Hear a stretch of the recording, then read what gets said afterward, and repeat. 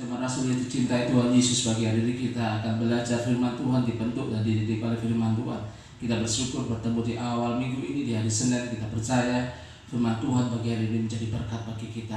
Mari kita akan baca dalam firman Tuhan di dalam Roma 5 ayat yang ketiga dan keempat. Saya akan baca satu persatu, saya akan uraikan satu persatu. Dan bukan hanya itu saja, kita malah bermegah juga dalam kesengsaraan kita, karena kita tahu bahwa kesengsaraan itu menimbulkan ketekunan. Puji nama Tuhan. Hari-hari ini kita mengalami kesengsaraan. Umat-umat Kristen mengalami banyak kesengsaraan. Anak-anak Allah mengalami kesengsaraan karena kita tidak dapat beribadah di gedung-gedung gereja, karena kita tidak bisa beribadah bertemu bersama-sama dengan teman-teman kita, bersama dengan jemaat yang lain. Kita memuji menyembah Tuhan di dalam gedung gereja. Kalau kemarin kita streaming, Rasuli streaming live, di mana kita ibadah hanya beberapa orang dan kita bagikan di share di YouTube. Kita percaya meskipun kita ibadah di YouTube, Tuhan tetap hadir, dan kita percaya hari ini kita mengalami kesengsaraan. Biarlah kesengsaraan itu dibayar oleh ketekunan kita, di mana kesengsaraan itu semakin membuat kita tekun kepada Tuhan, semakin kita membuat setia kepada Tuhan, semakin kita melekat kepada Tuhan.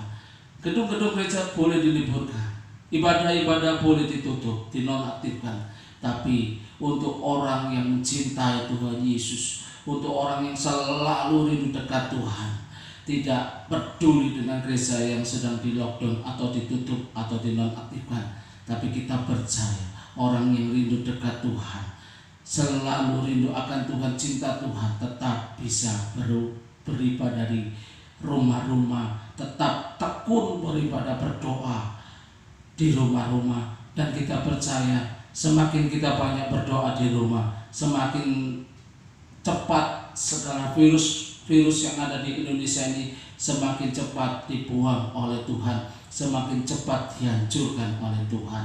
Yang kedua, yang tadi pertama itu akan menimbulkan ketekunan, kesengsaraan itu akan menimbulkan ketekunan.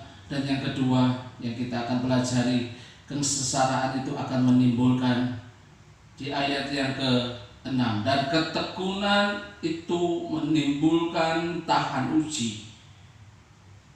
Ketekunan itu akan menimbulkan tahan uji, di mana orang-orang yang semakin tekun kepada Tuhan, semakin mencari Tuhan, semakin mencari hadirat Tuhan, semakin kuat di dalam Tuhan, semakin menempel kepada Tuhan, semakin dekat kepada Tuhan. Meskipun kesengsaraan ada dalam hidup kita, meskipun penderitaan ada dalam hidup kita, orang yang bertekun kepada Tuhan, segala kesengsaraan itu akan membuat kita semakin tahan uji. Semakin kita kuat, semakin kita tahan uji. Suatu produk, jika produk itu baik, harus melewati proses yang namanya tahan uji, proses kelayakan untuk dipakai. Oleh karena itu, sebagai orang Kristen, kita semakin banyak kesengsaraan dan penderitaan dalam hidup kita, orang yang selalu melekat kepada Tuhan, kita akan semakin tahan uji, kita akan semakin kuat, iman kita semakin kuat. Yang ketiga, jika kita sudah tahan uji dan kita semakin kuat, apa yang Tuhan berikan dalam hidup kita? Yang ketiga,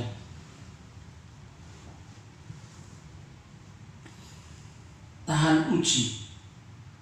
Tahan uji akan menimbulkan pengharapan. Orang yang semakin kuat tahan uji itu akan menimbulkan satu pengharapan. Pengharapan di dalam Tuhan Yesus tidak akan pernah gagal.